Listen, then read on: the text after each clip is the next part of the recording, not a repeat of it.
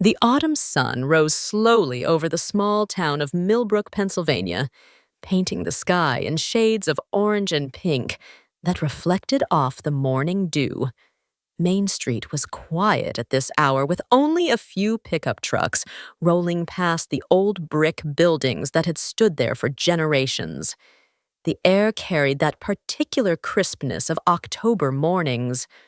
When summer's warmth finally surrenders to the approaching winter, Emily Carter pushed through the back door of Rosie's diner, her breath forming small clouds in the cool air. At 24 years old, she had the kind of face that showed every emotion, honest brown eyes that crinkled when she smiled, and an expression that made strangers feel comfortable enough to share their troubles. Her dark blonde hair was pulled back in a practical ponytail, and she wore the same uniform she'd worn for 3 years, a pale blue dress with roses embroidered on the pocket covered by a white apron that had seen better days. "Morning, Em," called Janet from inside, her voice carrying through the kitchen serving window.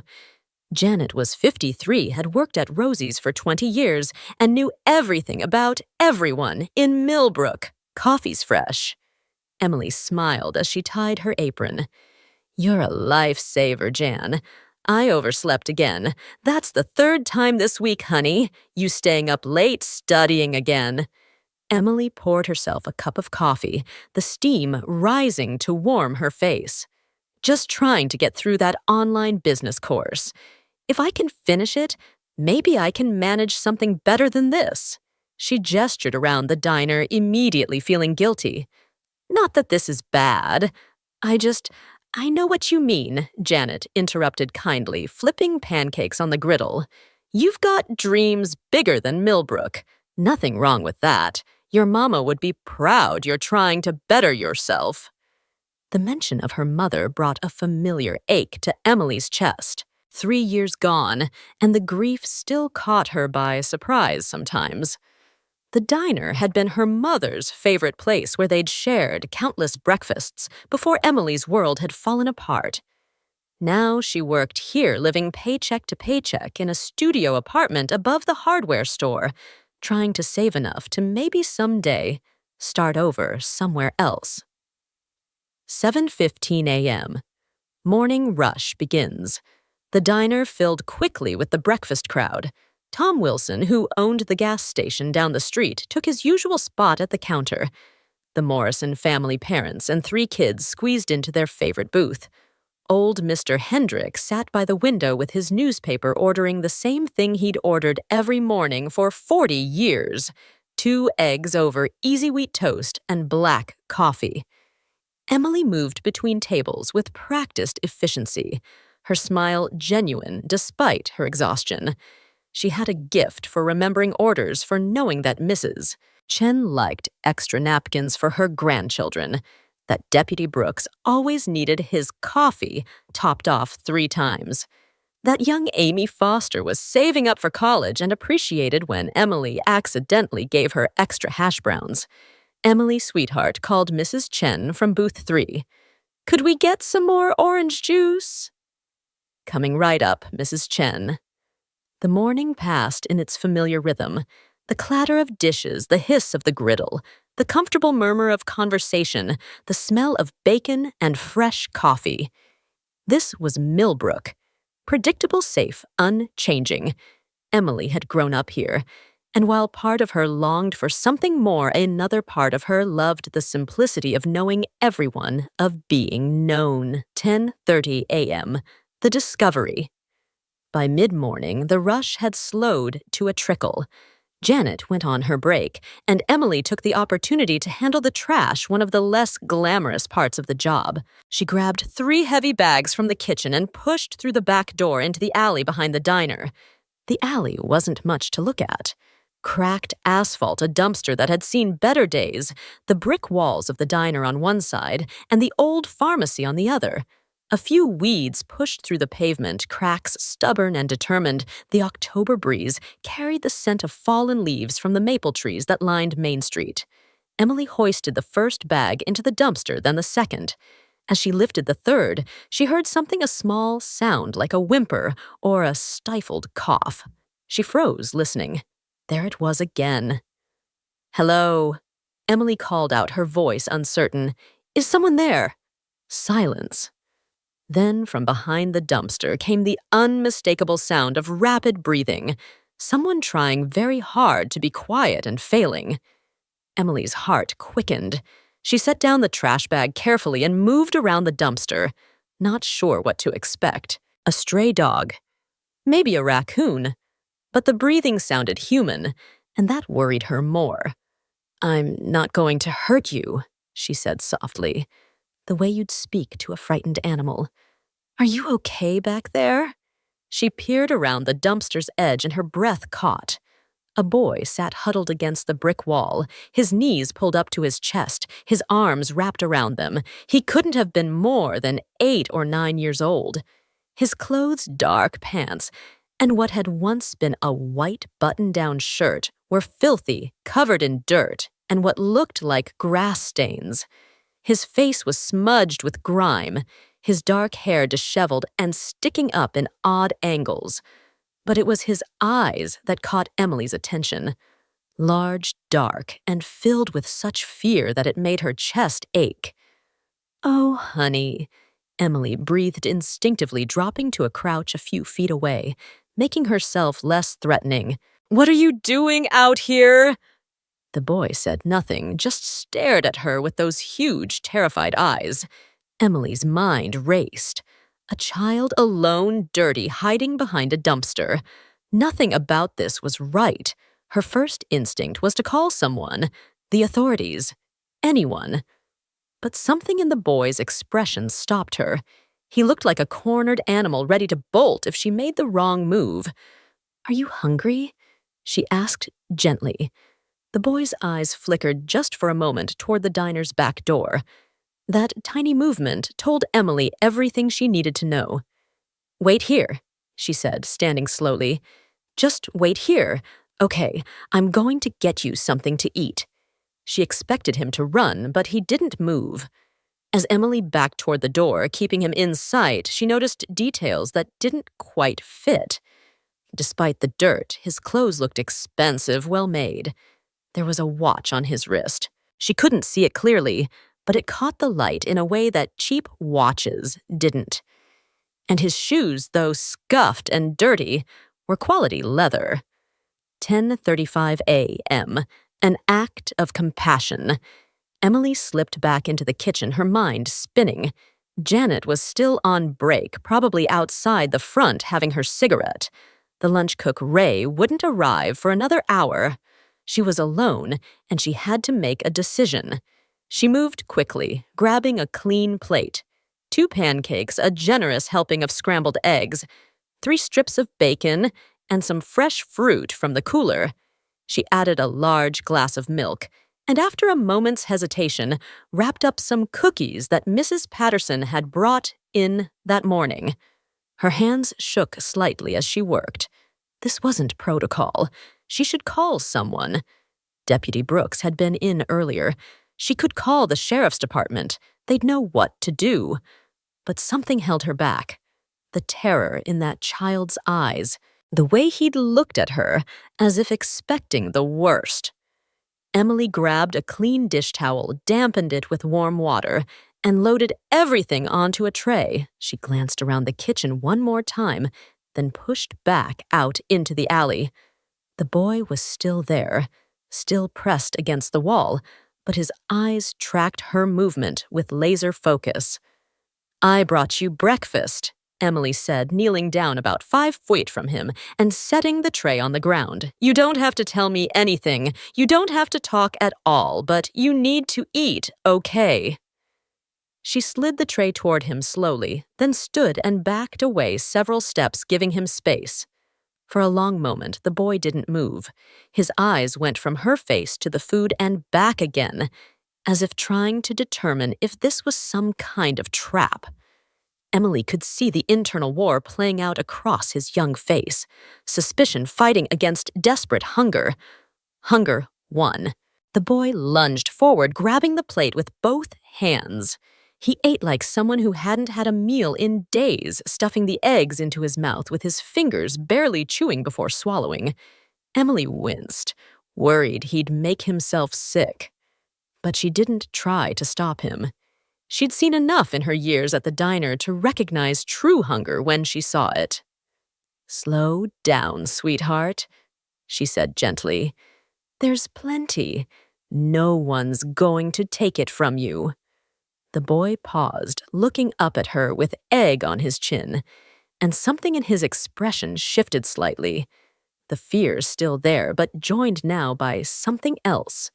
Confusion, maybe, as if kindness without expectation was a foreign concept. He ate more slowly after that, and Emily watched her heart breaking a little more with each bite. Who was this child? Where had he come from? Where were his parents? When he'd finished the food, the boy reached for the milk with trembling hands and drank it all in long gulps. Finally, he set down the empty glass and wiped his mouth with the back of his hand, leaving a clean streak through the dirt on his face. "Thank you," he whispered. His voice was barely audible. Emily smiled. "You're welcome. Here." She picked up the damp towel and held it out. "You can clean up a bit if you want." The boy took the towel hesitantly and began wiping his face and hands. As the dirt came away, Emily could see he had good features, a strong nose, defined cheekbones, olive-toned skin that suggested Mediterranean heritage. Italian, maybe, or Greek. "What's your name?" Emily asked softly. The boy's hands stopped moving. His eyes met hers, and she saw the calculation there. This child, whoever he was smart enough to know that names meant something. That information could be dangerous. "Mikey," he said finally. "Mikey," Emily repeated, nodding. "That's a good name. I'm Emily. 11M, Decisions and Consequences." Emily. Janet's voice rang out from inside the diner. "Where'd you disappear?" To Emily's eyes widened. She looked at Mikey, who had gone rigid with fear, again ready to run. "Stay here," she told him quickly. "I'll be right back. I promise." She didn't wait for his response, just grabbed the tray and rushed back inside. Janet was in the kitchen starting prep work for lunch. "Sorry, Jan. The trash bag split and I had to clean up the mess." Janet gave her a skeptical look. "You've got leaves in your hair, hun." Emily's hand flew to her head, brushing away the evidence of her time crouching in the alley. "Yeah, it was quite a mess."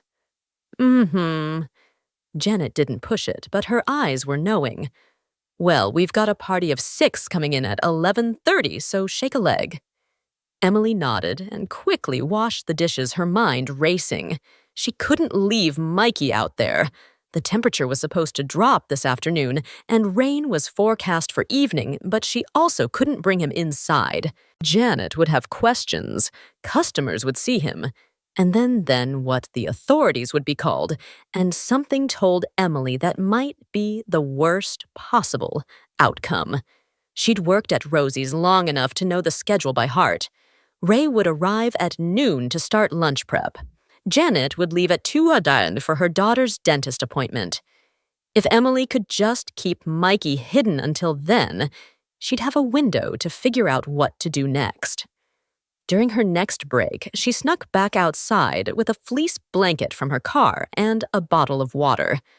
Mikey was still there, sitting exactly where she'd left him, as if he'd been frozen in place by her command to stay. "Here," Emily said, wrapping the blanket around his thin shoulders.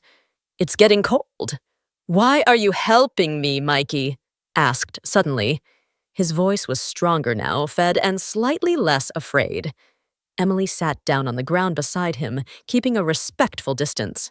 "Because you need help, because you're just a kid and you're scared." And she trailed off, thinking of her own childhood of times when she'd needed help and someone had been there. Because that's what people should do for each other. Mikey studied her face intently, as if memorizing every feature.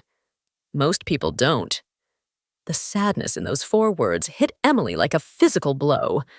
What kind of life had this child lived to believe that, well, I'm not most people, she said firmly. And right now, you're safe. Okay. Mikey nodded slowly, pulling the blanket tighter around himself. Mikey, I need to ask you something, and you don't have to answer if you don't want to. Emily took a breath. Is someone looking for you? Someone who would be worried that you're missing? The boy's face clouded over with an emotion Emily couldn't quite read. Fear, yes, but also something like guilt or regret.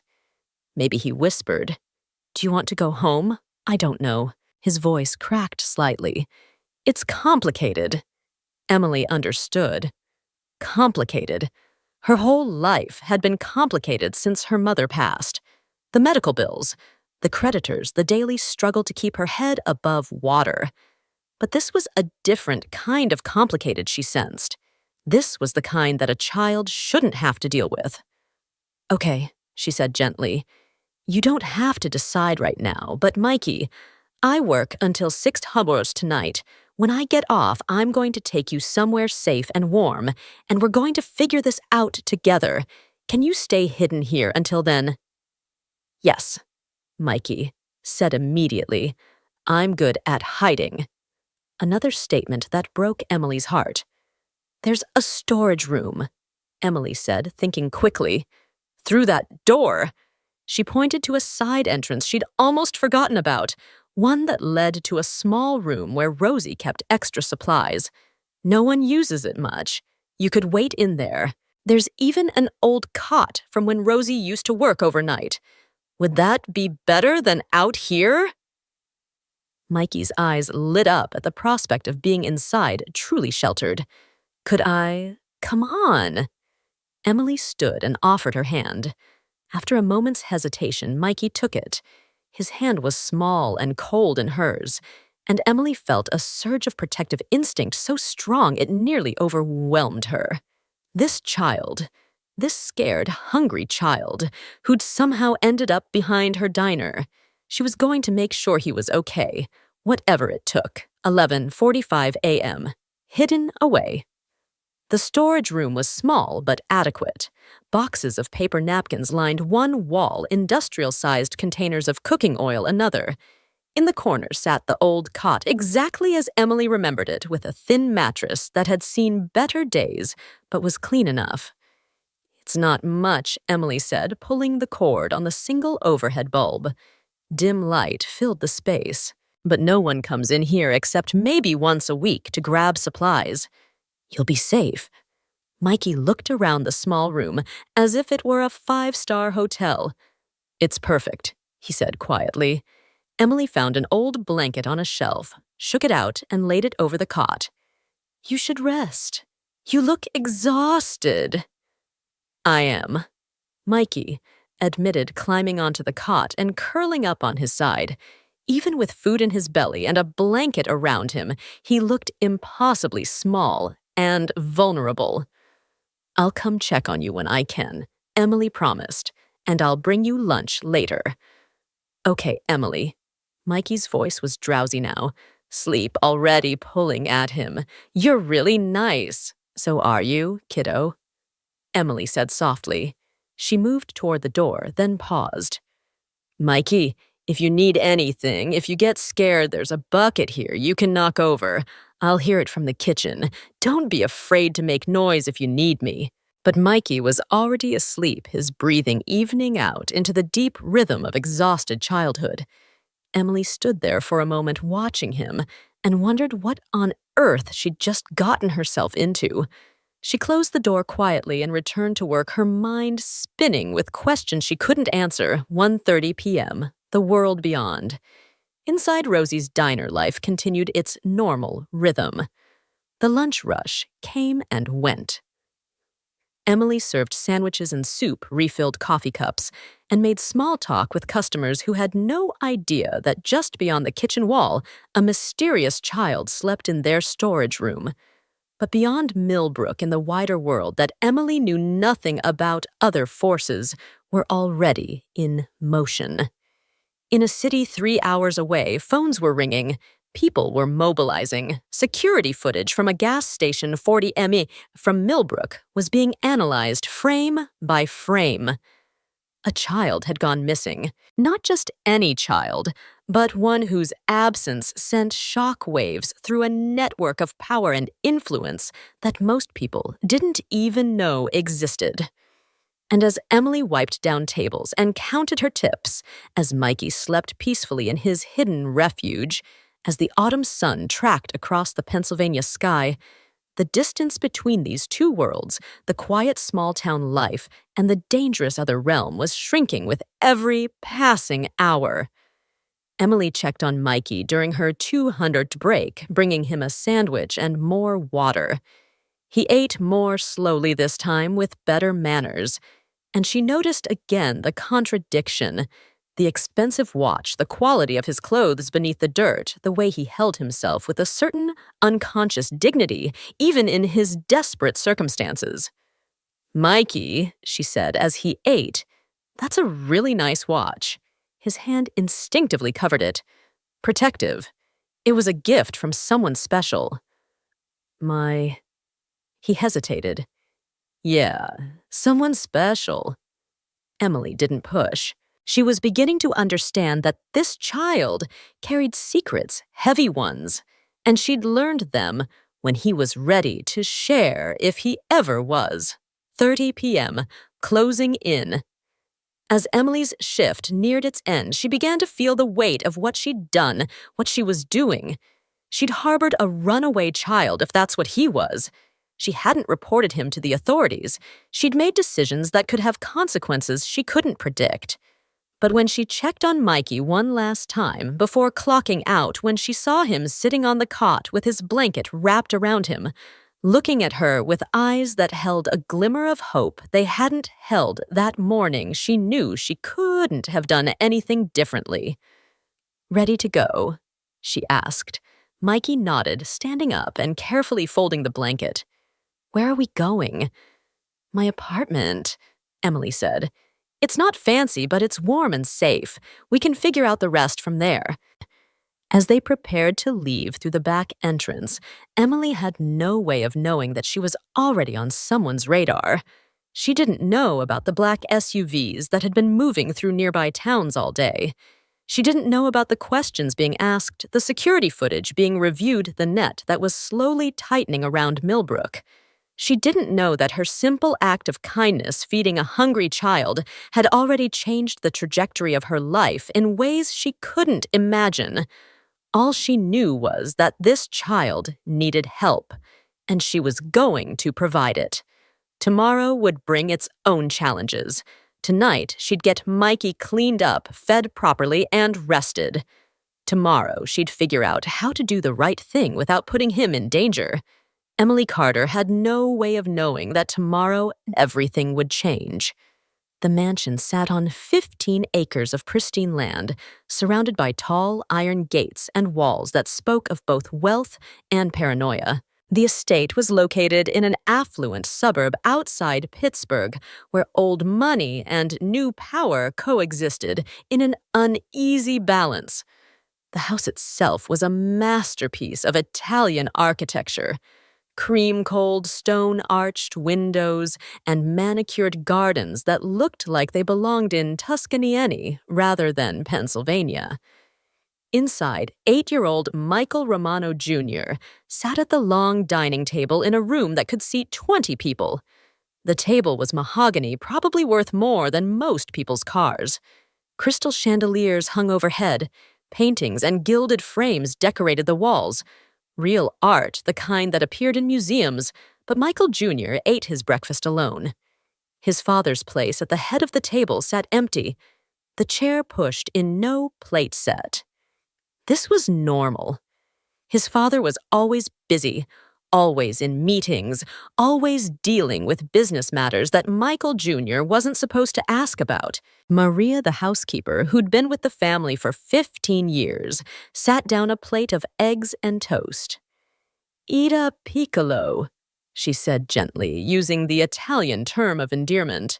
You have tutoring in an hour. Where's Papa? Michael Jr. asked, though he already knew the answer. Working Caro. Always working. Maria's face softened with sympathy. She'd watched this boy grow up essentially alone in this big house, surrounded by security and staff, but starving for something no amount of money could buy. His father's attention. Michael Jr. pushed the eggs around his plate. Through the tall windows, he could see the gardens, the fountain, the high walls that kept the world out or kept him in. He wasn't sure which anymore. Maria, do normal kids have bodyguards? The housekeeper paused in her work, her expression sad. No, Toro, most children don't. Then why do I? It was the question he'd asked 100 times, and Maria gave the answer she always gave. Your papa wants you safe, that's all. But Michael Jr. was 8 years old and smart beyond his years. He'd begun to understand that his life wasn't normal, that the armed men who followed him everywhere, the high walls, the security cameras, the way people acted nervous around his father, it all meant something. Something that made his stomach feel tight and strange. He'd overheard conversations he wasn't supposed to hear. Words like organization and territory and respect. He'd seen the way people looked at his father with fear mixed with deference. He'd noticed that they never had normal friends over, that his father never went to parent-teacher conferences, that their life existed in this bubble of wealth and isolation. Can I go outside today? He asked. Just in the garden after tutoring, perhaps. But you must stay where Antonio can see you. Antonio was his primary security guard, a mountain of a man who never smiled and always wore a suit despite the weather. Michael Jr. was tired of Antonio, tired of being watched, tired of living in a golden cage. 30 a.m., the Romano estate. One day ago, Vincenzo Romano stood in his study, a room of dark wood and leather that smelled of expensive cigars and older money. At 39 years old, he cut an imposing figure, 6 feet tall, broad-shouldered, with dark hair just beginning to show threads of silver at the temples. He had the kind of face that could be called handsome, but was more accurately described as commanding. Sharp features, intense dark eyes, and a jaw that suggested he wasn't accustomed to hearing the word no. He wore a custom-tailored suit that probably cost more than Emily Carter made in 3 months. Everything about him spoke of power control and danger, carefully contained beneath a veneer of respectability. The Pittsburgh arrangement needs to be finalized by Friday, he said into his phone, his voice low and steady. I don't care what obstacles there are. Make it happen. Marco Castigliano. His second-in-command and closest confidant sat in one of the leather chairs across from Vincenzo's desk. At 42, Marco had been with the Romano family for 20 years, working his way up from driver to the position he now held. Vincenzo's right hand, his problem solver, his voice of reason when reason was required. Vincenzo ended the call and looked at Marco. The New York families are getting restless about the expansion. They always get restless, Marco replied calmly. They'll fall in line. They always do. And the shipment arriving next week on schedule. The usual route, the usual contacts. No complications anticipated. They discussed business for another 30 minutes. Legitimate enterprises mixed with less legitimate ones. The kind of empire that Vincenzo's father had built, and Vincenzo had inherited at 25 when his father passed. An empire that required constant attention, constant vigilance, constant sacrifice. Including, Vincenzo thought, with a familiar pang of guilt, the sacrifice of time with his son. How's Michael, Marco asked, as if reading his mind. Vincenzo's expression softened almost imperceptibly. Growing smart. Too smart. Maybe he's asking questions. Maria says he's asking about security, about why his life is different from other children's. Marco leaned forward. He's 8, Vin. Eventually, you'll need to tell him something. Tell him what Vincenzo's voice carried an edge of frustration. That his father runs an organization that most people fear. That the reason he can't have a normal childhood is because there are people who would use him to get to me. That his mother, he stopped, the words catching in his throat. Michael Jr.'s mother, Isabella, had passed away when the boy was only 3. Complications during what should have been a routine medical procedure. A tragedy that had nearly destroyed Vincenzo. She'd been the light in his dark world, the one person who'd seen past the reputation and the power to the man beneath. Her loss had left a hole in his life that nothing could fill. And his way of coping had been to throw himself deeper into the business, into the empire building, into anything that would distract him from the grief. The unintended consequence was that Michael Jr. had lost not just his mother, but in many ways his father too. The boy needs you, Marco said quietly, more than he needs security guards or tutors or that big house. I know Vincenzo said, and the admission cost him something. This weekend I'll clear my schedule. We'll do something together, just the 2 of us. But Vincenzo Romano would never get the chance to make good on that promise. 2:15 p.m. One day ago, the escape. Michael Jr. sat in the library during his afternoon study period, ostensibly working on mathematics problems. His tutor, Mr. Ray Peterson, had stepped out to take a phone call, and Antonio, his bodyguard, stood outside the library door rather than inside a small concession to making the boy feel less watched. The library was one of Michael Jr.'s favorite rooms. Floor-to-ceiling bookshelves held thousands of volumes, many of them first editions his grandfather had collected. A tall window looked out over the east garden, and it was this window that had captured Michael Jr.'s attention for weeks now.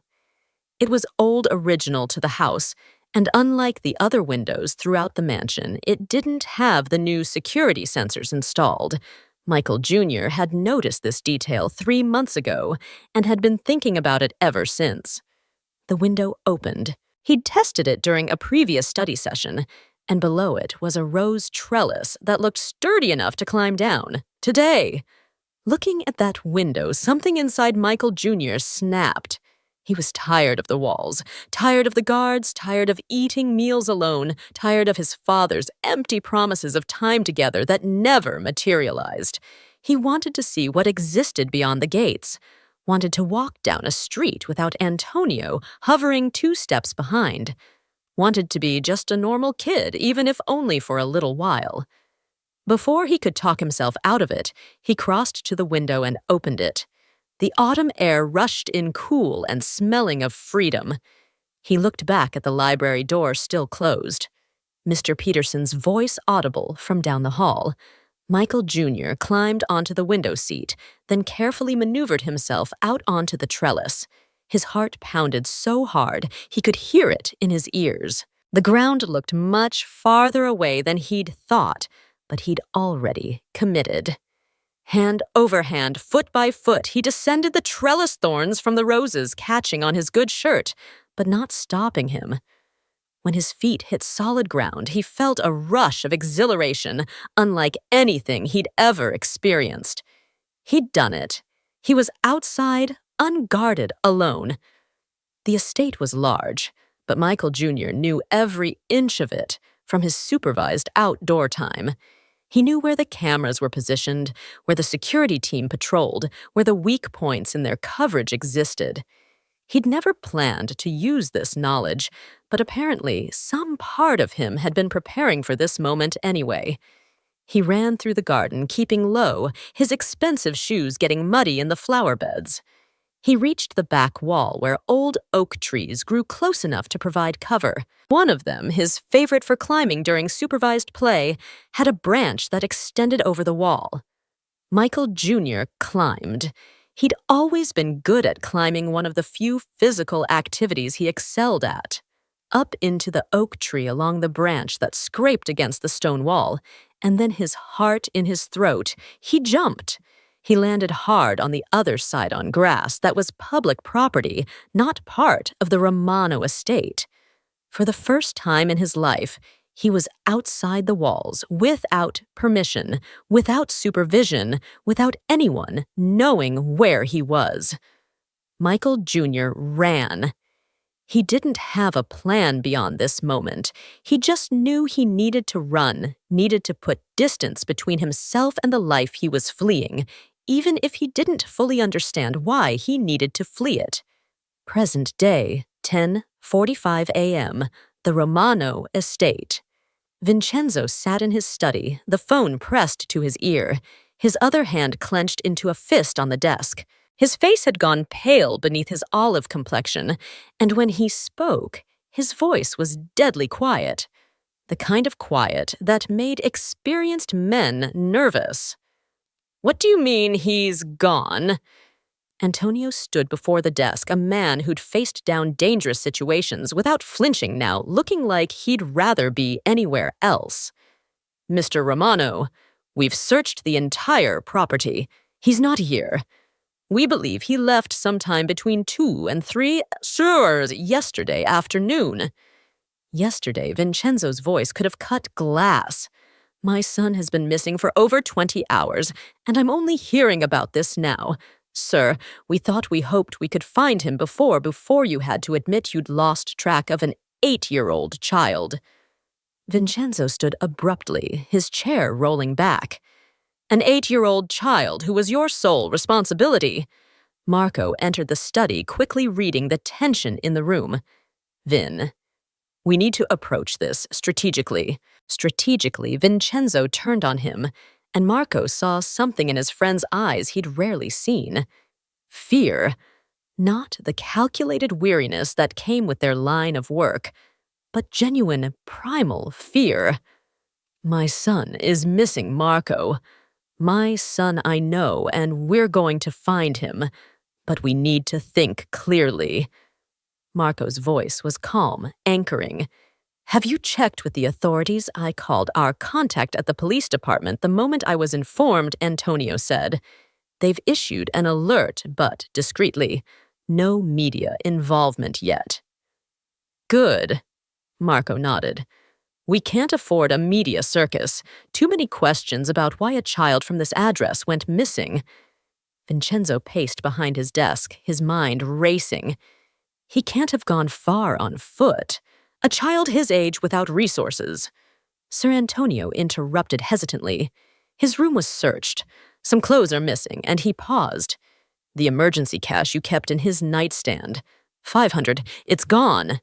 Vincenzo stopped pacing. Michael Jr. had known about that money. Vincenzo had shown it to him months ago, told him it was there in case of emergency. Though Vincenzo had never imagined the emergency would be his son running away from him. He planned this, Vincenzo said quietly. This wasn't impulsive. He took supplies money. He had a destination in mind. Or he's just a smart kid who grabbed what he thought he'd need. Marco countered. "Vin, we need to mobilize everyone. Every contact, every resource. Someone has seen him." Vincenzo nodded, his mind shifting into the mode that had made him successful in his business. Strategic, focused, relentless. Contact all our people in the surrounding counties. I want eyes everywhere. Gas stations, bus stations, train stations, diners, hotels. Circulate his photo, but keep it quiet. Tell them it's a family matter. That discretion is appreciated. "Already being done," Marco said. "I've got 20 men on this already, more coming in from Philadelphia and New York." "What about security footage traffic cameras? We're pulling everything we can access." "It takes time, but we'll find something." Vincenzo sat down heavily in his chair, suddenly looking older than his 39 years. Why would he run? What did I... He stopped, but the question hung in the air. What did I do wrong? Maria appeared in the doorway, her eyes red from crying. Mr. Romano, I'm so sorry, if I had known. This isn't your fault, Maria. Vincenzo's voice gentled for her in a way it hadn't for Antonio. Did Michael seem upset? Was he angry about something? Not angry, Maria said carefully. Just sad, lonely. He asked me yesterday morning if normal children had bodyguards. I think he's been feeling the weight of being different. The words hit Vincenzo like a physical blow. His son had run away because he was lonely, because he wanted to be normal, because Vincenzo had been so consumed with building and maintaining his empire that he'd failed to see what his son actually needed. Find him, Vincenzo said, and the words were both a command and a plea. Whatever it takes, find my son. 12:30 p.m., present-day gas station, 40 ME from Millbrook. Tony Salvatore stood in front of the gas station holding up a photograph of Michael Romano Jr. to the clerk behind the counter. Tony was one of Marco's best men, observant, thorough, and patient, qualities that made him good at this kind of work. Seen this kid, Tony asked. Would have been yesterday afternoon or evening. The clerk, a teenager who looked like he'd rather be anywhere else, glanced at the photo without much interest. Maybe. We get a lot of people through here. This one's important. Tony pulled out a $100 bill and set it on the counter. Worth remembering if you saw him. The teenager's attention sharpened considerably. He picked up the photo, studied it more carefully. Yeah, actually. Yeah, I did see him yesterday, maybe around 4. Oh. He came in, bought some water, and chips paid cash. Did he say anything where he was going? Nah, he was quiet, seemed, I don't know. Nervous, kept looking over his shoulder. The clerk paused. Is he in trouble or something? Just a family matter. We're trying to bring him home safely. Tony handed over the 100. Did you see which direction he went when he left? That way, I think. The clerk pointed east toward the highway. Tony thanked him and immediately called Marco. We've got confirmation. Kid was spotted at the Route 30 gas station yesterday afternoon heading east. He's on foot buying supplies with cash. Smart enough to stay away from main roads. Good work. Marco's voice came through the phone. Keep following that trajectory. I'm sending more people to fan out along Route 30. If he's on foot, he can't have made it more than 20. Maybe 25 mi by now. After Tony hung up, he stood in the gas station parking lot looking east. 25 mi. That put potential sightings in a radius that included several small towns, dozens of businesses, hundreds of places a child could hide or find help. But they'd find him. The Romano organization was nothing if not thorough. 2:45 p.m., present day, Vincenzo's car. Vincenzo sat in the back of his black Mercedes SUV, Marco beside him as they drove through the small towns along Route 30. They'd been on the road for 2 hours, stopping at every business, every diner, every place where a child on foot might stop. He's resourceful, Marco said, reviewing reports on his tablet, staying off cameras, avoiding main streets. He's his father's son. Vincenzo didn't respond.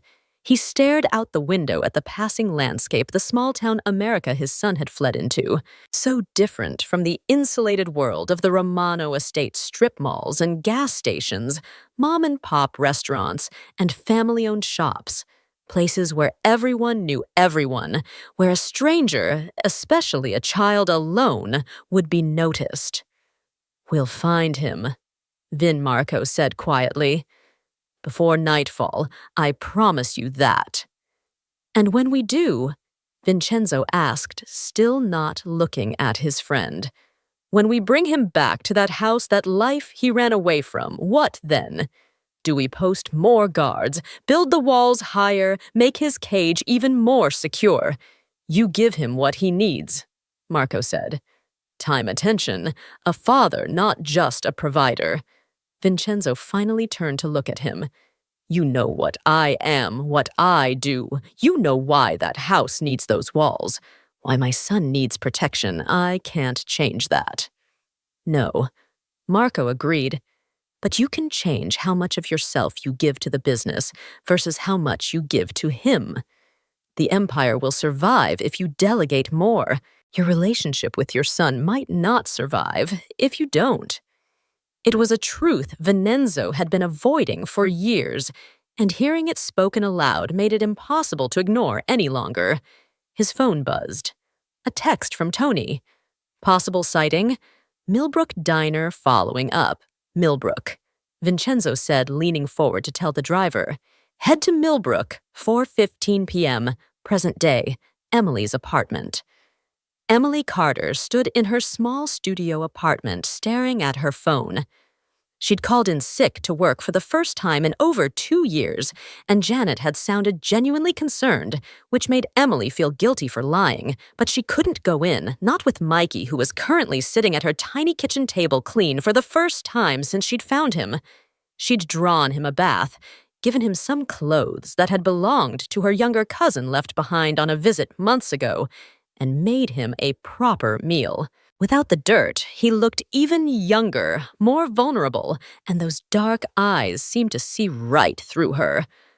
I need to ask you some questions, Emily said, sitting down across from him. And I need honest answers, Mikey, because I want to help you, but I can't do that if I don't understand what's going on. Mikey nodded slowly, his expression guarded. Why did you run away? I wanted to be normal. His voice was small. Just for a little while. Normal how? No guards, no one watching me all the time, no walls. He looked down at his hands. I wanted to see what it's like to be a regular kid. Emily's heart ached. Mikey, who are your parents? Where do you live? My mom died when I was little, he said quietly. And my dad, he's busy. He's always busy. But he loves you. I think so. Maybe. I don't know. Mikey's eyes were bright with unshed tears. He doesn't really have time for me. Emily reached across the table and gently took his hand. Mikey, whatever's going on with your family, however complicated it is, your dad must be worried sick. You've been gone almost a whole day. He probably hasn't even noticed, Mikey said bitterly. He's probably in some meeting making some deal too busy to. He stopped abruptly, as if he'd said too much. Emily studied his face. The expensive watch which she'd noticed was a Rolex, not a knockoff. The quality of his original clothes, the way he spoke the guard, he'd mentioned the walls. Pieces were clicking together, forming a picture she didn't like. Mikey, is your dad? Is he someone important? The boy's silence was answer enough. Emily stood, walked to the window, looked out at the quiet street below, her simple life, her small-town existence, her modest dreams of someday managing a better restaurant. All of it suddenly felt very fragile. I think she said slowly, we need to figure out how to get you home safely. I don't want to go back. I know, sweetie, but staying with me isn't a real solution. Eventually, someone's going to come looking. And she stopped. Through the window, she'd seen something that made her blood run cold. A black SUV moving slowly down her street, clearly searching for something or someone. Mikey, she said, her voice urgent. Come away from the window now. Emily woke to the sound of movement in her small kitchen. For a brief, disoriented moment, she forgot about yesterday, forgot about the boy she'd brought home. Then reality crashed back, and she sat up quickly on the narrow couch where she'd spent an uncomfortable night having given Mikey her bed. The apartment was barely 400 square feet. A studio with a kitchenette, a tiny bathroom, and a sleeping area that could charitably be called cozy. Morning light filtered through the thin curtains, illuminating dust motes in the air and the worn carpet that had seen better decades. Mikey stood at the counter, still wearing the oversized t-shirt and sweatpants Emily had given him. He'd drawn something on a piece of paper. She could see colorful markers spread across the counter borrowed from the small craft supplies she kept for the occasional greeting card. "Good morning," Emily said softly, not wanting to startle him. Mikey turned, and Emily was struck by how different he looked after a night of rest, a proper bath, and a full stomach. The haunted look hadn't completely left his eyes, but there was more light there now, more of what an 8-year-old should have. "I made you something," he said, holding up the paper shyly. Emily crossed the small space and took the drawing. It showed 2 figures, one tall with long hair, one small, standing in front of what appeared to be a building with a sign.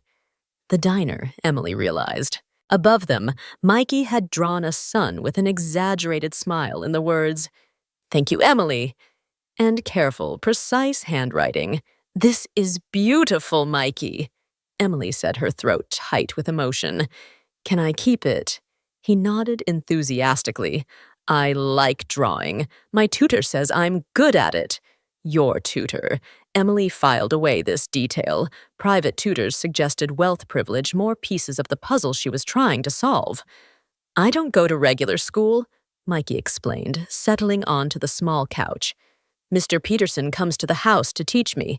Math, history, science, all of it." "Do you like that learning at home?" Mikey shrugged a gesture that seemed too world-weary for a child. "It's okay. I don't have to deal with other kids." But he paused. "Sometimes I wonder what it would be like to go to a real school, to have friends." Emily sat beside him, careful to maintain a respectful distance. "You don't have friends."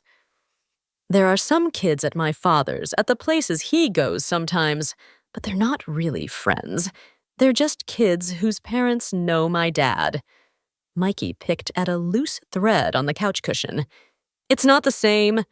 Before Emily could respond, her phone buzzed. A text from Janet. "Hope you're feeling better. We're short-staffed today if you can make it in." Emily stared at the message, her stomach nodding with anxiety. She'd called in sick, something she never did, and now Janet needed her. But how could she go to work with Mikey here? She couldn't leave him alone, and she certainly couldn't take him to the diner where everyone would see him ask questions. "I need to make a phone call," Emily told Mikey. "Stay here." "Okay." "Don't answer the door for anyone." She stepped into the bathroom, the only space that offered any privacy, and called her friend Rebecca, one of the few people in Millbrook she truly trusted. "Everything okay?" Rebecca's voice was thick with sleep. "I need a huge favor, and I can't explain why right now. Can you trust me?" There was a pause.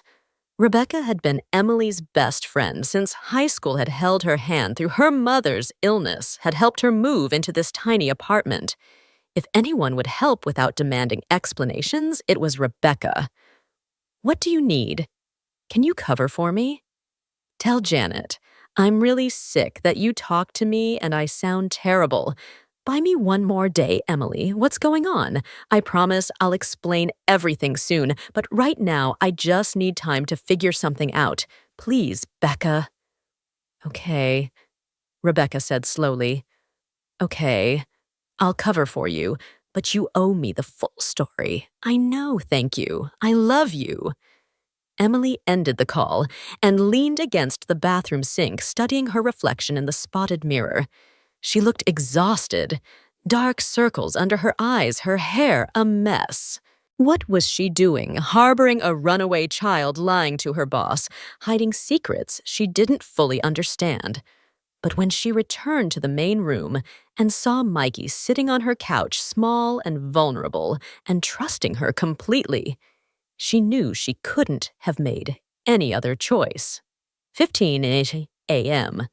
The Romano Organization Mobile Command. Marco Castellano sat in the back of a surveillance van parked 3 blocks from Rosie's diner, surrounded by monitors, computers, and communications equipment. Two of his best technical people worked the systems, pulling up security camera feeds, running facial recognition software, coordinating with the teams on the ground. "We've confirmed the boy was at the diner yesterday morning," Marco said into his phone, updating Vincenzo. "Multiple witnesses saw waitress Emily Carter, 24, been working there 3 years, acting unusual, protective of the storage room, left work early.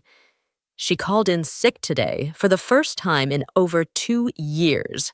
Where does she live?" Vincenzo's voice was tightly controlled, the voice of a man barely containing his fear and frustration. "Apartment above the hardware store on Main Street. We've had eyes on it since last night. No movement yet. Curtains drawn." "I want to go in, Vin.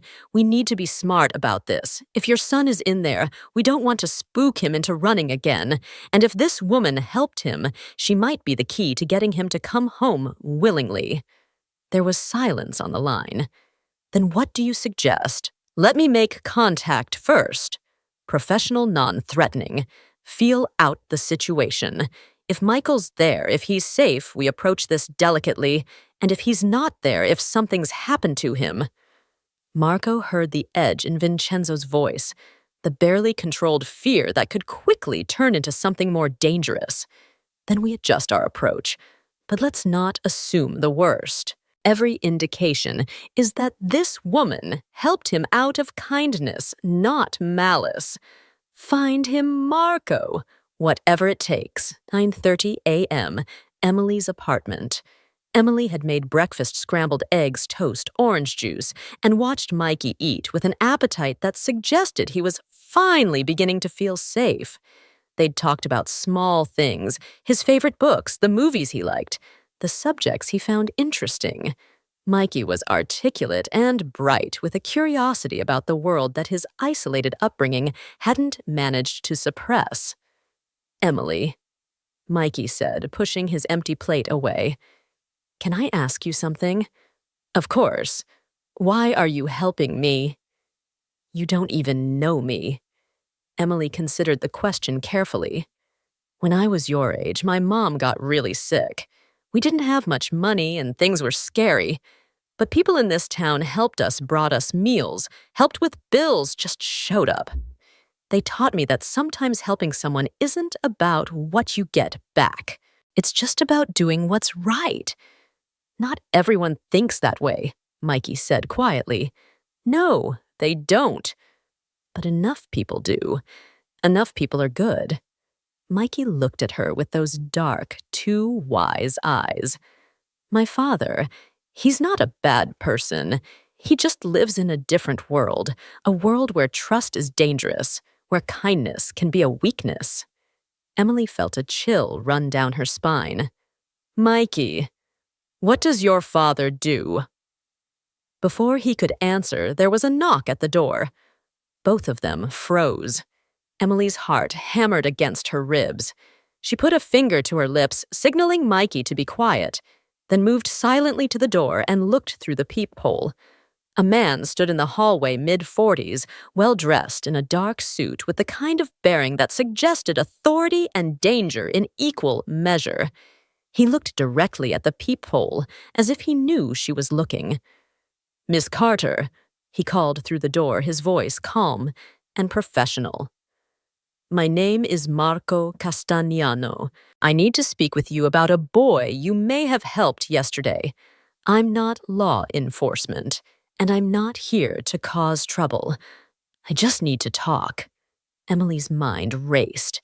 She could pretend she wasn't home, but the curtains were drawn and her car was parked outside. He'd know she was here. She could refuse to open the door, but how long would that work? She could. "Emily," Mikey whispered behind her. "That's Marco. He works for my father." The resignation in Mikey's voice told Emily everything. They'd been found. Whatever breathing room she'd tried to create, whatever time she'd hoped to buy it, was over. "Miss Carter," Marco called again. "I know Michael is in there. I know you've been taking care of him. I'm grateful for that. But his father is very worried, and we need to resolve this situation. Please, just talk to me." Emily looked at Mikey, who'd gone pale but calm, as if he'd been expecting this moment all along. "What do you want to do?" Emily asked him softly. "He won't hurt you," Mikey said. "Marcos. He's actually okay, better than most of them." The fact that an 8-year-old had to make distinctions between which of his father's people were okay and which weren't broke Emily's heart all over again. She took a deep breath and opened the door, keeping the chain lock engaged. Through the 6-in gap, she could see Marco more clearly, sharp features, intelligent eyes, and an expression that managed to be both threatening and reassuring. "I'm Emily Carter," she said, her voice steadier than she felt. "And yes, there's a boy here. He was hungry and scared, and I helped him. That's all. I understand that, Miss Carter, and as I said, I'm grateful, but Michael's father needs to see him, needs to know he's safe. I'm asking you to let me in so we can talk about this like reasonable people. And if I don't?" Marco's expression didn't change, but something flickered in his eyes. "Then we'll have a more complicated situation. I have people positioned around this building. Michael's not leaving without us one way or another, but I'd prefer we handle this civilly." It wasn't quite a threat, but it wasn't not a threat either. Emily understood the subtext. She could cooperate willingly, or things would become difficult. She looked back at Mikey, who nodded slightly. Emily unhooked the chain and opened the door fully. 10A inside Emily's apartment. Marco stepped into the small apartment, his trained eyes taking in everything in seconds. The modest furnishings, the cramped space, the clear evidence of financial struggle. This wasn't someone with resources or connections. This was a young woman barely making ends meet who'd helped a child out of simple human decency. His gaze landed on Michael Jr., who stood by the couch, shoulders back, chin up, trying to look brave despite his fear. "Hello, Michael," Marco said gently. "Your father's been very worried about you. I'm sure he's been busy looking for me between meetings," Michael said. And the bitterness in his young voice was striking. Marco winced internally. He'd watched this boy grow up, had seen the distance between father and son widen over the years. "He's done nothing but look for you since you left." Everything else stopped. Michael looked surprised by this, as if he couldn't imagine his father dropping everything for him. Marco turned to Emily. "May I sit?" Emily gestured to the small couch, and Marco sat deliberately, making himself less imposing. Emily remained standing, positioning herself slightly between Marco and Mikey, protective even now. "Tell me what happened," Marco said. From the beginning, Emily recounted the story, finding Mikey behind the diner, feeding him, bringing him here. As she spoke, Marco listened carefully, not just to her words, but to her tone, her body language. She was nervous but honest, protective of Michael, but not trying to hide anything. This was someone who genuinely cared about the boy's welfare. "Why didn't you call the authorities?" Marco asked. "Because he was terrified," Emily said simply. "He begged me not to, and I wanted to understand the situation before I made it worse." "You have good instincts," Marco said. Calling the police would have complicated things significantly. He didn't elaborate on why, but the implication hung in the air. Mr. Castellano, Emily, said carefully, "Mikey mentioned guards, walls, tutors at home. He said his life isn't normal. What exactly is he going back to?" It was a fair question, and Marco respected her for asking it. Michael comes from a complicated family. His father is a businessman with interests that require security measures. It's not an ideal childhood, but it's necessary for his safety. Safe from what Marco met her eyes from people who might want to use a child to gain leverage over his father. From a world that can be dangerous when you have what the Romano family has. Emily absorbed this information, pieces clicking together. The Romano family. I've heard that name before. In the news, maybe. Possibly, Marco said neutrally. Vincenzo Romano is a prominent businessman in Pittsburgh. Emily wasn't naive. The way Marco spoke, the security measures, the reason Mikey had run away. It all pointed to something beyond legitimate business. But she also understood that some things were better left unspoken. Is Mikey's father a good man? Emily asked quietly. Marco considered the question. He's a man who loves his son very much but has made mistakes in how he's shown that love. He's built an empire to provide security and opportunity. But in doing so, he's created a cage. He knows this now. Finding Michael missing, it's changed him. Mikey spoke up from behind Emily. Is Papa angry? He's worried. Marco said honestly. And probably a little angry at himself, not at you. He wants to see you, Michael. He wants to bring you home. And then what Mikey's voice was small. Everything goes back to how it was. Marco leaned forward, his expression sincere. I can't promise everything will change overnight, but I can promise that your father heard you running away. It got his attention in a way nothing else could have. He knows something needs to be different. Emily felt the weight of the decision pressing down on her. She couldn't keep Mikey here indefinitely. She knew that eventually his father would find them, and the longer she delayed, the worse her situation might become. But she also couldn't send this child back to a life that had made him so desperate he'd run away. Can I talk to Mikey alone for a minute? Emily asked. Marco nodded and stood stepping toward the door. I'll be right outside. Take your time. When he'd left, Emily knelt down so she was eye level with Mikey. What do you want to do? This is your choice. Is it, though? Mikey said sadly. I'm 8 years old. I don't really have choices. You have this one. If you want to stay longer, if you need more time, I'll find a way to make that happen. Mikey looked at her with such gratitude. It nearly broke her heart. You'd really do that even though it might get you in trouble.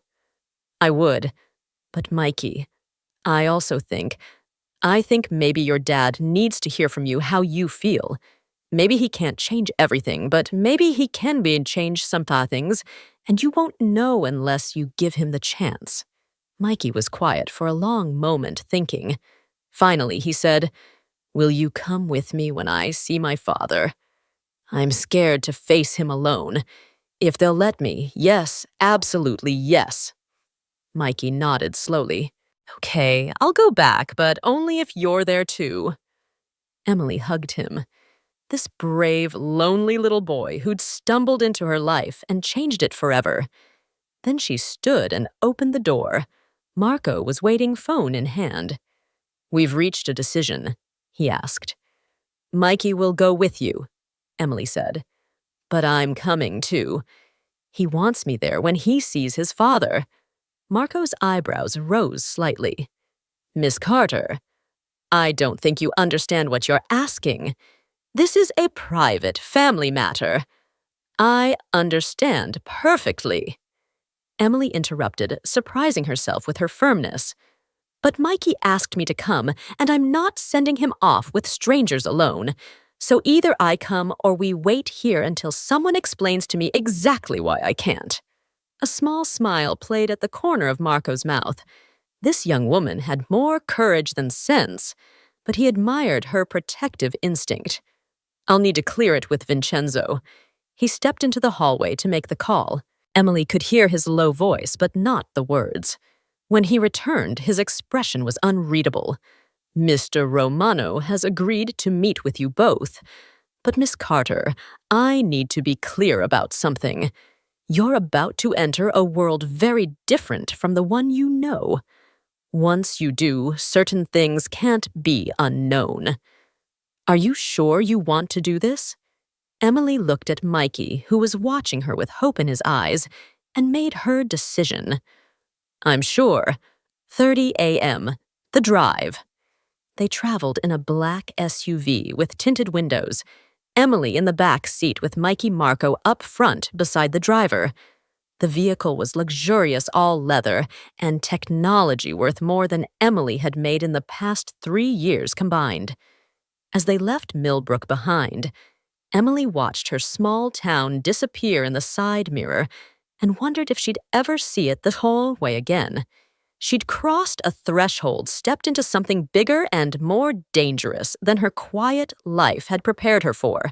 Mikey sat close to her, not quite touching, but near enough that she could feel his nervous energy. Emily reached over and took his hand, giving it a reassuring squeeze. "It's going to be okay," she whispered. "Promise," Mikey whispered back. Emily couldn't promise that. She had no idea what waited for them at the Romano estate.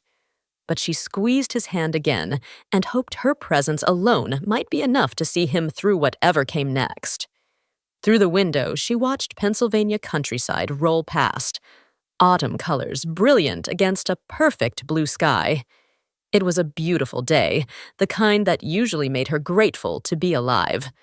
Today, it just made her aware of how fragile her peace had always been, how quickly everything could change. Marco's phone rang. He answered quietly, listened, then glanced back at Emily with an expression she couldn't read. "We'll be there in 20 minutes, he said. "Mr. Romano is waiting." Emily's heart rate increased. In 20 minutes, she'd come face to face with Vincenzo Romano, a man whose name carried weight and danger, whose son had been so desperate to escape his world that he'd risked everything for a taste of freedom. In 20 minutes, her simple act of kindness behind a diner would lead to consequences she couldn't yet imagine. Beside her, Mikey gripped her hand tighter, and Emily realized with a sudden clarity, whatever happened next, whatever price she might pay for helping this child, she'd do it all again in a heartbeat.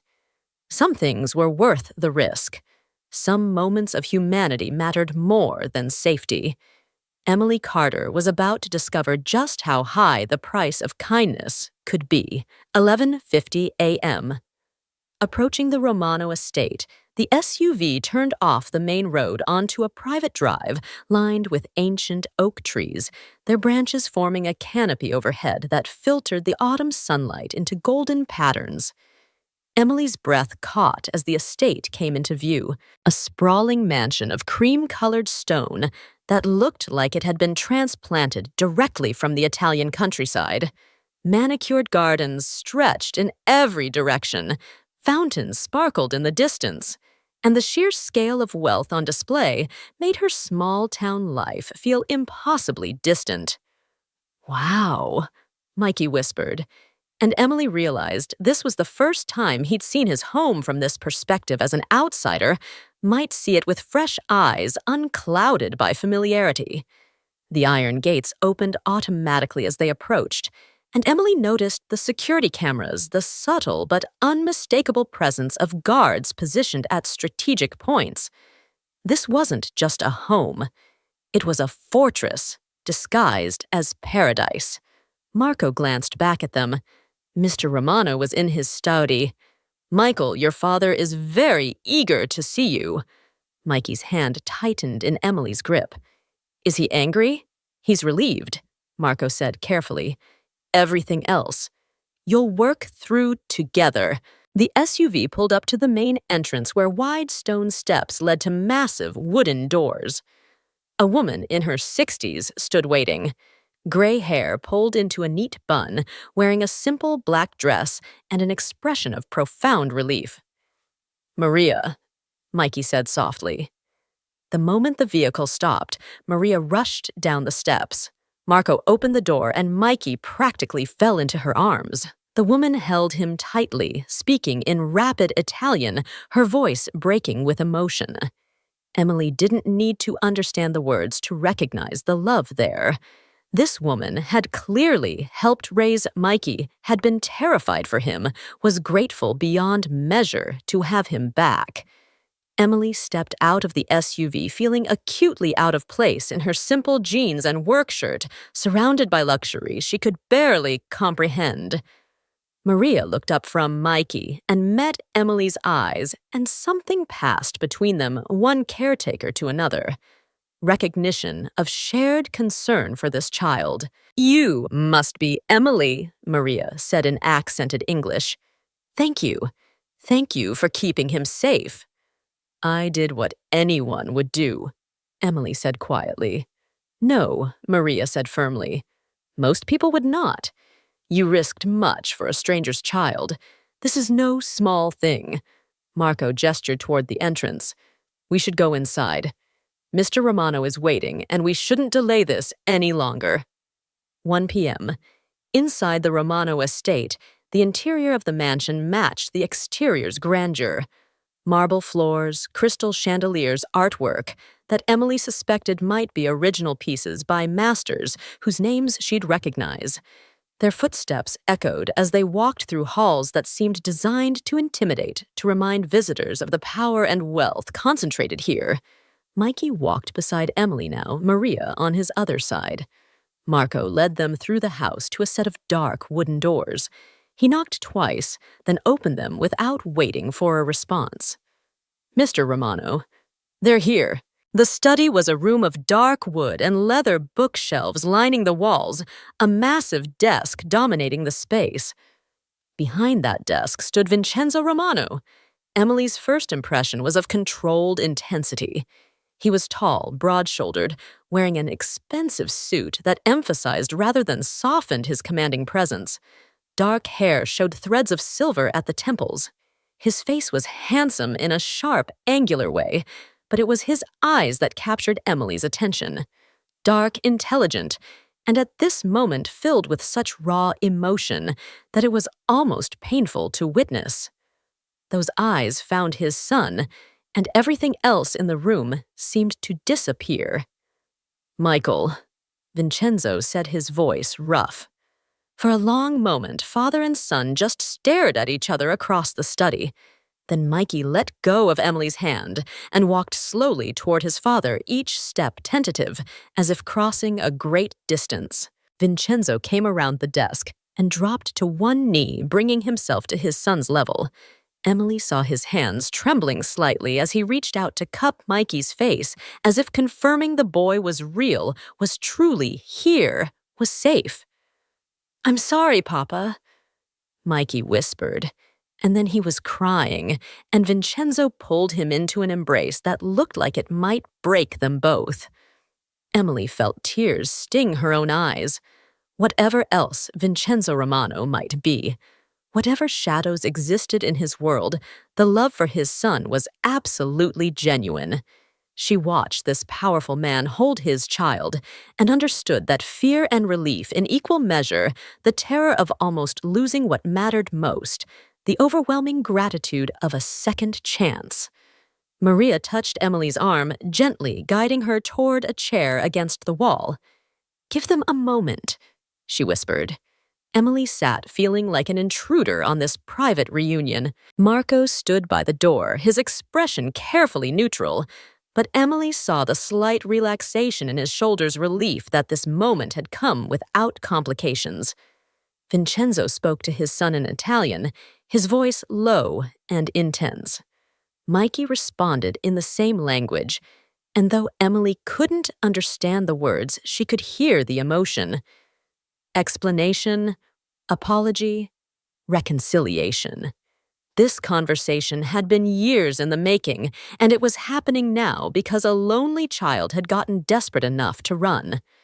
Finally, Vincenzo pulled back and wiped tears from his son's face. "In English now," he said gently. "We have a guest who deserves to be part of this conversation." He stood keeping one hand on Mikey's shoulder and turned his full attention to Emily for the first time. The intensity of his gaze was almost physical. Emily felt exposed, evaluated, measured in an instant by eyes that had clearly learned to assess people quickly and accurately. She forced herself to meet that gaze steadily, refusing to be intimidated despite the fear racing through her veins. "Miss Carter," Vincenzo said, moving closer, "I owe you a debt I can never adequately repay. You protected my son when he was vulnerable. You showed him kindness when he needed it most. Thank you." The words were sincere, but Emily heard the question beneath them. "Who are you, and why did you do this?" "I'm just a waitress from Millbrook," Emily said, her voice steadier than she felt. "And I helped him because he was a scared, hungry child. I didn't need to know anything else. But now you know more," Vincenzo said quietly. "You know who we are, where we live. You've seen things that most people outside this world never see." It wasn't quite a threat, but Emily understood the weight of what he was saying. She'd crossed into territory that came with obligations, with risks she hadn't fully considered. "Mr. Romano," Emily said carefully, "I don't want anything from you. I don't want money or favors or anything else. I just wanted to make sure Mikey was okay. That's all." "That's all," Vincenzo repeated, and something flickered in his expression. Surprise, perhaps, or reassessment. "You understand that most people in your position would see an opportunity here, a chance for financial gain or leverage. I'm not most people," Emily said, echoing what she'd told Mikey yesterday. "And your son isn't an opportunity. He's a child who deserved help." Mikey had been watching this exchange carefully. Now he spoke up. "Papa, Emily is good. She took care of me. She made me feel safe. She gave me her own bed and slept on the couch. She didn't have to do any of that." Vincenzo looked down at his son, then back at Emily, and she saw him processing this information, adjusting his understanding of her motivations. In his world, people always wanted something. The concept of help without expectations seemed foreign to him. "Why did you call in sick to work today?" Marco asked from his position by the door. "Why hide Michael instead of contacting authorities?" Emily turned to face him. Because he was terrified, because calling the police felt like a betrayal of his trust. "I was going to figure out the right way to help him, the way that wouldn't make things worse for him, even though hiding him was risky for you," Vincenzo observed. "Yes. Why would you take that risk?" Emily met his eyes steadily. "Because some things matter more than safety. Because when a child needs help, you help them. That's not complicated, Mr. Romano. That's just being human." The room fell silent. Maria had tears in her eyes. Marco looked thoughtful, and Vincenzo Romano stared at Emily Carter as if she were a puzzle he couldn't quite solve. A creature from a different world, operating by rules that didn't exist in his experience. Chapter 12, 30 p.m. Difficult questions. Vincenzo moved to the leather couch near the fireplace and gestured for Emily and Mikey to sit. Maria brought in a tray of coffee and tea, placing it on the table before quietly withdrawing. Marco remained by the door, present but unobtrusive. Michael Vincenzo said, his voice gentle but firm. "I need you to tell me why you ran away. The truth, no matter how difficult." Mikey glanced at Emily, who nodded encouragingly. Taking a breath, he began. "I was lonely, Papa. I know you're busy. I know your work is important, but I'm alone all the time. Maria is kind, but she's not family. Mr. Peterson is my tutor, not my friend. Antonio is my guard, not someone I can talk to. And you," his voice cracked. "You're never there. You have meetings and phone calls and business trips, and I wanted to feel normal just for a little while." Each word seemed to land like a physical blow. Vincenzo's expression remained controlled, but Emily saw the pain there, the guilt, the recognition of truths he'd been avoiding. "I thought I was protecting you," Vincenzo said quietly. "The walls, the security, the controlled environment, it was all to keep you safe from a world that can be dangerous. But it's not living. Mikey said it's just existing in a cage, even if it's a nice cage. You're right. The admissions seem to cost Vincenzo something. You're absolutely right, and I've been wrong. I've been so focused on keeping you safe that I forgot you also need to be happy. I don't need much, Mikey said quickly. I don't need a different house or different things. I just need you, Papa. I need you to be there to talk to me, to know what I'm thinking about and dreaming about. I need a father, not just a provider. Vincenzo reached out and pulled his son close again. You have one. I promise you have one. I've been absent, but I'm here now, and things are going to change. Emily watched this exchange, her heart aching for both of them. She thought of her own childhood before her mother got sick. Simple but filled with presence, with connection with love that showed up in daily small moments rather than grand gestures or material things. All the wealth in this mansion couldn't replace what Mikey actually needed. Vincenzo turned his attention back to Emily. You gave him something in one day that I failed to give him in months. You made him feel seen, valued, safe. How did you know what he needed? I listened to him, Emily said simply. I asked him questions and actually heard his answers.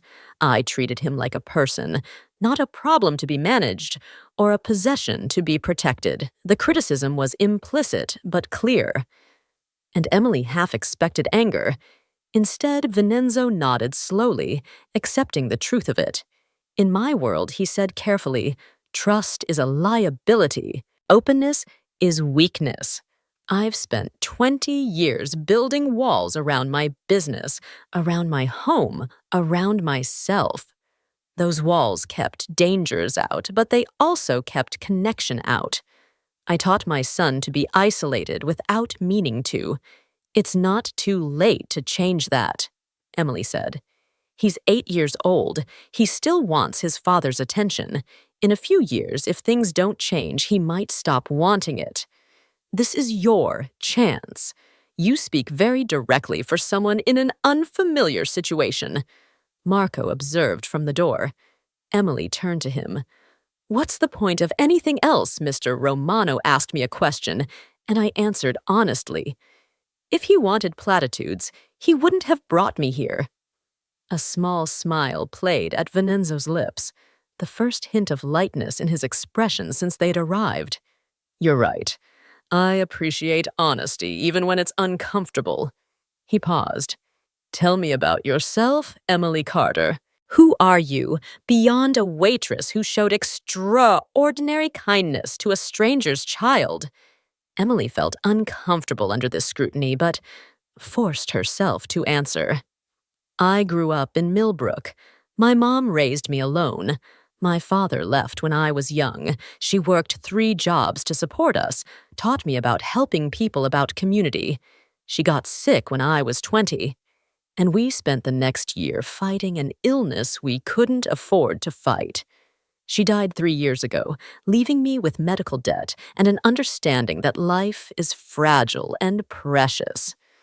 I'm sorry, Vincenzo said, and the sympathy in his voice sounded genuine. Losing a parent is... He glanced at his son. It changes everything. It does, Emily agreed. It taught me what matters and what doesn't. Money matters when you don't have enough to survive, but beyond that, connection matters. Love matters. Being present for the people who need you matters. That's what my mom gave me, even when she had nothing else to give. 1:15 p.m. Complications. They talked for over an hour, Vincenzo asking questions about Mikey's time away, Emily filling in details. Mikey himself becoming more animated as he felt truly heard perhaps for the first time. Plans were discussed. Vincenzo would clear his schedule more, would prioritize time with his son, would find ways to give Mikey more normal experiences while still maintaining necessary security. It was Marco who finally interrupted with a concern Emily had been dreading. Vin, we need to discuss the practical implications of the situation. Miss Carter has been inside the estate. She knows about the family, the security measures. People in Millbrook saw her leave with Michael. There will be questions." Vincenzo's expression hardened slightly, the businessman returning to override the vulnerable father. "What are you suggesting? We need to ensure Miss Carter's discretion, and we need to manage the narrative in her town." Emily's stomach tightened. What does that mean exactly? Marco looked at her directly. "It means that what you've seen here, what you know about the Romano family, needs to stay confidential. And it means we need a story for Millbrook that explains your absence and Michael's presence without raising uncomfortable questions." "You want me to lie?" Emily said flatly. "I want you to be careful," Marco corrected, "for your own safety as much as ours." The Romano name attracts attention, not all of it friendly. If word spreads that you have a connection to this family, it could make you a target for people who would use that connection for their own purposes. "He's right," Vincenzo said, and Emily heard the weight in his voice. "This is the price of crossing into our world, Emily. It comes with complications and risks you didn't ask for, but now have to manage. So what are you asking me to do?" "Go home," Vincenzo said. "Resume your life. Tell people that you helped a lost child find his family, and that's the end of the story. Don't mention my name, this address, any details that could identify us." And he paused. "Accept my protection. I don't need protection." "You do now," Vincenzo said firmly. "Whether you realize it or not, helping my son has put you on the radar of my world. Most of that world is safe, but not all of it. I won't leave you vulnerable because you showed kindness." Emily wanted to argue, wanted to insist she could take care of herself, but the serious expressions around the room told her this wasn't negotiable. She'd entered a world with different rules, and refusing to play by them wouldn't make her safer. It would just make her foolish. What kind of protection discreet Marco assured her? "You won't see them, won't notice them, but if anyone takes an unusual interest in you, we'll know. And if you ever need help, you'll have it immediately." "This is insane," Emily said, but her voice lacked conviction. It was insane. 48 hours ago, her biggest worry had been paying her electric bill on time. Now she was sitting in a mansion discussing security details with people who clearly operated in shadows she'd never known existed. Mikey had been quiet during this exchange, but now he spoke up. "Papa Emily didn't ask for any of this. She just helped me. It's not fair that she has to deal with complications because of me." "Life isn't fair, son," Vincenzo said gently. "It's a lesson I learned young and one you're learning now. But we can try to make it right. We can try to ensure that Emily's kindness doesn't cost her more than she's already paid." He turned back to Emily. "I'm offering you money not as payment for what you did, but as compensation for the disruption to your life, enough to pay off any debts, to give you options to make your life easier."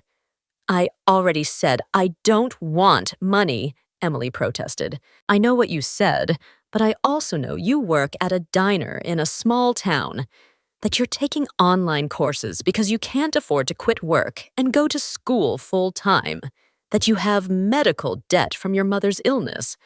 I'm not offering charity, Emily. I'm offering justice. You helped my son. Let me help you." Emily's pride wared with practicality.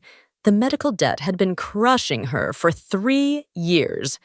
The dream of going back to school had seemed impossible, but accepting money from Vincenzo Romano felt like accepting something more. An obligation, a connection, a doorway she could never close once she stepped through it. "Think about it," Vincenzo said, reading her hesitation. "You don't have to decide now, but the offer stands. Whenever you're ready, 2:30 p.m. Goodbye." As the afternoon wore on, it became clear that Emily's time at the estate was coming to an end. She'd done what she came to do, ensured Mikey's safe return, witnessed the reunion, confirmed that the boy would be okay. Now it was time to return to her own world, changed, but still hers. Mikey walked with her to the entrance, his small hand in hers one last time. "Will I see you again?" he asked, his voice small. Emily knelt down to his level. "I don't know, sweetheart. Your life and mine are very different, but I'll never forget you. And I'll always wonder how you're doing. Can I write you letters?" Emily glanced up at Vincenzo, who stood nearby with Marco. The question was really directed at him. Would he allow this connection to continue? Vincenzo met her eyes, and something passed between them. Mutual recognition of what Mikey needed, what was right despite complications. "Yes," Vincenzo said. "You can write letters. Maria will make sure they reach Emily." Mikey hugged her tightly. "Thank you for everything. Thank you for being nice to me when you didn't have to be. You made it easy." Emily said, her voice thick with emotion. "You're a special kid, Mikey. Don't let anyone tell you different." She stood and Vincenzo approached. He extended his hand and Emily took it, surprised by the warmth of his grip. "This isn't goodbye," Vincenzo said. "You're part of our story now, Emily Carter. That comes with responsibilities, but it also comes with support. If you ever need anything at all, you call Marco directly." He handed her a card with a single phone number printed on it. Day or night, no matter what. "I don't expect." "I know you don't," Vincenzo interrupted gently. "But that's the offer nonetheless. You saved what matters most to me. That's not a debt I'll ever consider paid." Emily pocketed the card, not knowing if she'd ever use it, but understanding the gesture for what it was. A lifeline, a connection, a promise. Marco drove her back to Millbrook himself, the journey passing in contemplative silence. Emily watched the landscape change from wealthy suburbs to rural countryside to her familiar small town, each mile marking a return to the life she knew, but would never quite see the same way again. As they pulled up to her apartment, Marco turned to face her. "For what it's worth, Miss Carter, what you did was remarkable. Not many people would have made the choices you made, and even fewer would have handled the situation with as much grace. Vincenzo is right. You're part of our story now. Try not to worry too much about what that means." "That's easy for you to say," Emily replied. "This is your normal. This is my insane." Marco smiled slightly. "Give it time. Normal and insane are more fluid concepts than you might think." Emily climbed out of the SUV and watched it drive away, taking with it the last physical connection to the strange 48 hours she just lived through. She climbed the stairs to her apartment, let herself in, and stood in the middle of the familiar space that suddenly felt both exactly the same and completely different. On her small kitchen table, Mikey's drawing still lay where he'd left it. 2 figures in front of a diner, a smiling sun overhead. "Thank you, Emily," written in careful letters. Emily picked it up, traced the lines with her finger, and wondered what she'd gotten herself into. Whatever came next, whatever price her kindness would ultimately cost, she knew one thing with absolute certainty. She'd do it all again. Some moments of humanity were worth any consequence. Emily poured coffee for Mr. Hurricks with hands that had finally stopped shaking. 2 weeks had passed since that surreal day at the Romano estate. 2 weeks since she'd returned to Millbrook carrying secrets that felt heavier than anything she'd ever known. The town had been buzzing with questions at first. Where had she gone? Who was that boy? What had happened? Emily had stuck to the story Marco had helped her craft. She'd found a lost child, helped reunite him with his family, and that was the end of it. Most people had accepted this explanation. though Janet still gave her curious looks sometimes. "You seem different," Janet said now, refilling napkin dispensers beside her. "Quieter, like you're thinking about things far away from here." Emily forced a smile. "Just tired.